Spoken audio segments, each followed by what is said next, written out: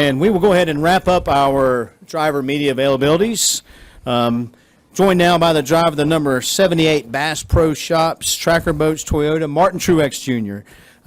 Martin, every race here is intense, and your colleagues have talked about that today. And with the chase advancement on the line for a number of folks this weekend, the intensity is going to be ratcheted up. Talk a little bit about how you stay focused for 500 miles in those kind of conditions.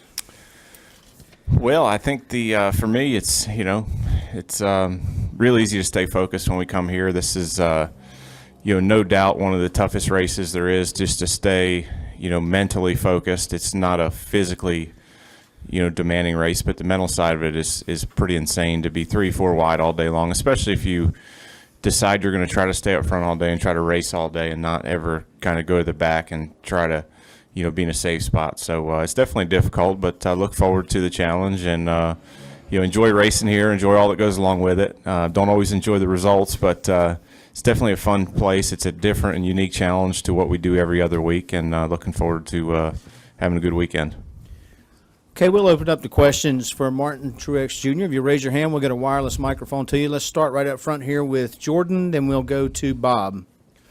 Martin, Jordan Bianchi, SBNation.com. Looking back at the spring and how dominant you were at Kansas and Charlotte, do you feel like perhaps you left some points on the table or even a win the past 2 weeks?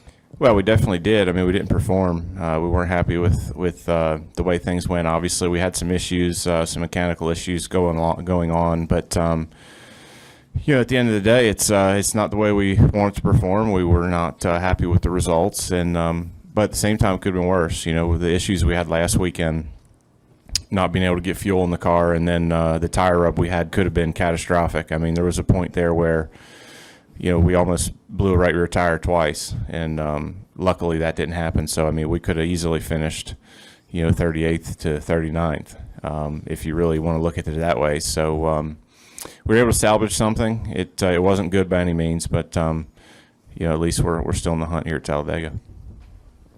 Let's go to Bob, then we'll go to Chris and Jonathan. Bob Parker, ESPN. How do you balance the feeling of, man, I've had a great season and now I'm kind of right there on the bubble? It's real easy. Just go race, see what happens. I mean, we're going to make it or we're not. Nothing I can do about it right now. And, no real point in worrying about it until Sunday. So we're going to go race and do the best we can do. Worrying about it, thinking about scenarios and what do you got to do, all these things. I mean, it just doesn't do anybody any good, and I'm already getting enough gray hair. So try to keep it low key, and we'll just go race on Sunday and do the best job we can do, and hopefully move on so we can take advantage of this great team we have, the race cars we have, and the season we've been able to put together. It'd be a shame to lose it all here. So hopefully we can just get it done, and we're going to do the best job we can do no matter what. We'll go to the right side now.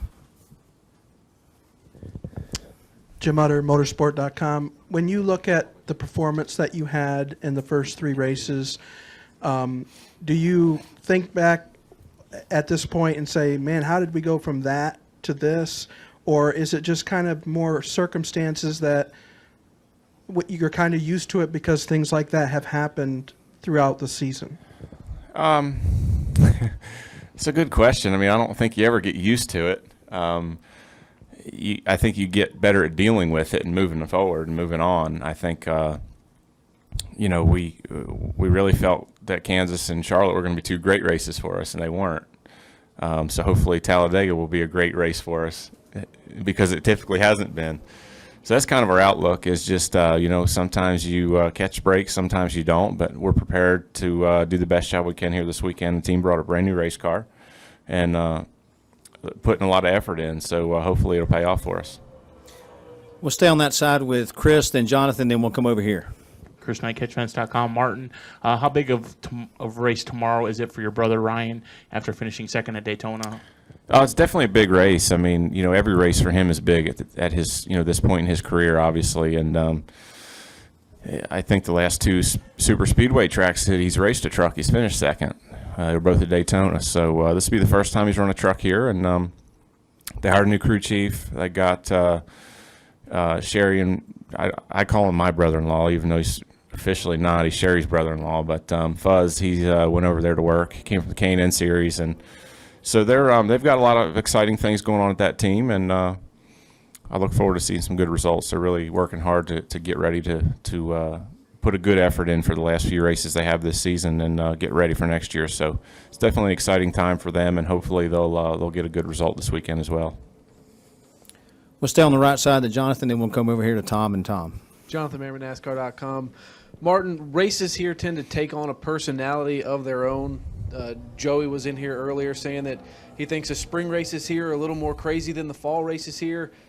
When you look at the point standings and everything that's on the line, what kind of feel do you get for what kind of race we might see Sunday? I totally agree that you never know really what you're going to get until the race starts. It does seem like the spring race is always more, more guys pushing, a lot more people willing to, stay in that front and in that really big pack, and less people riding in the back trying to be safe. So, this race, you never know. I mean, the scary part about it is if it is a calm race, then everybody's around at the end and everybody's panicking trying to get to the front in the last 5 or 10 laps, and that's usually when you have the really, really big wreck. So we'll just have to wait and see. But I think for us, I think my approach really is just hopefully we'll qualify in a decent position, be able to race up towards the front early and stay there all day long. I mean, I think that's your best opportunity, but there's no telling what can happen here. You just hopefully you go race hard, and hopefully a little bit of luck's on your side, and you can stay near the front. That's the most important thing. We'll come over here to your left, Martin, to Tom. Hey, Martin, Tom Jensen, FoxSports.com. What do you really get out of practice here? What do you learn? Is it worth doing? It's different for everyone. I think it depends on, what you've been strong here at in the past, or possibly things that you've been working on to get better. It's, for us, we've got a brand new car, so working out little minor details so far, getting the steering right, getting it so it actually drives straight on the straightaways, and getting the splitter contact, and the travel's all sorted out. So it depends. I think it's different for all different teams. Everybody always has something they come here to work on. I've been here before and ran literally 3 or 4 laps of practice and parked it because you kind of had what you had. And you brought the car from last time. You were happy with the way everything went. So it just depends on what you got going on, and I think it's different for everyone.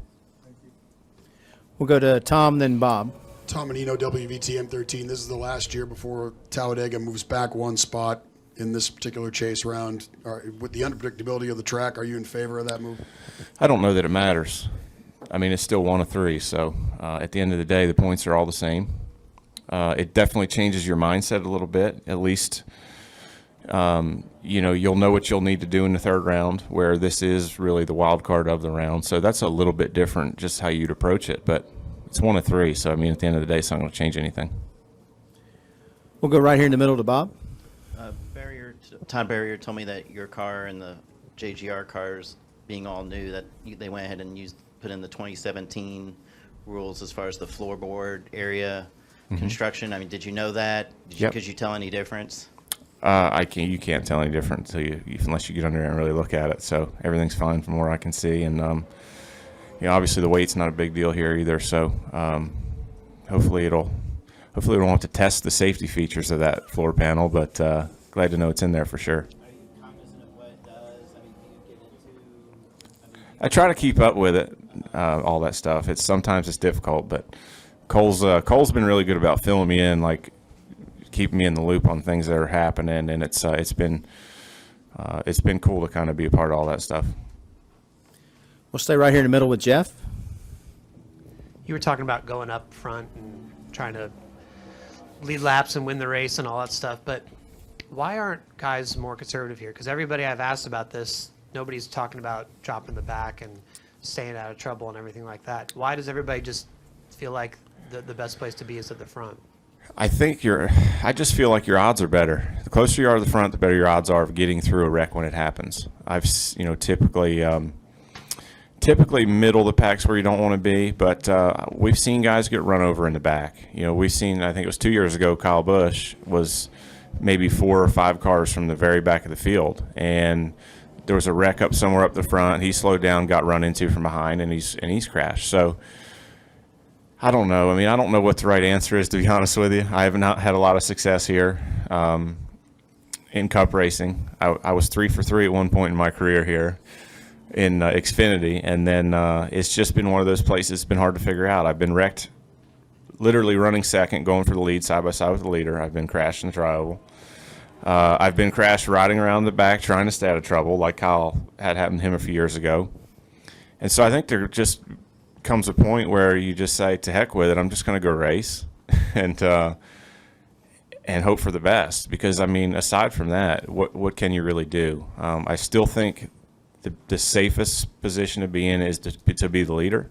It's really difficult to lead a lot of laps here. It's difficult to have a car strong enough to do what we've seen the 2-car do here in the spring race, leading a ton of laps. And I looked up at the TV monitor today, sitting on pit road, and he was still leading. So he's going to be strong, but that's the place you want to be. Everybody wants to be the leader, and I think that's your best option as far as just the more cars you can keep behind you, the better chances are that you stay out of wreck. Martin, my understanding, following the Dover race, there was a plan for you to go and spend a little bit of time with your favorite football team. And that ultimately didn't work out because of some testing and other things that required your time. Just want to let you know that the team did get wind of that and wanted to send you a little bit of an extra good luck charm for this weekend. From the Philadelphia Eagles, we have a actual football that was used in the game where they beat the Steelers to death. No kidding. And your very own personalized number 78 Philadelphia Eagles jersey. Oh, that's awesome. Thank you. That's awesome. That's pretty cool. The actual football? That's the real deal. Man, I have the certificate to go with it for you. awesome. Sweet. Huh? Yeah, can I have it? That's awesome.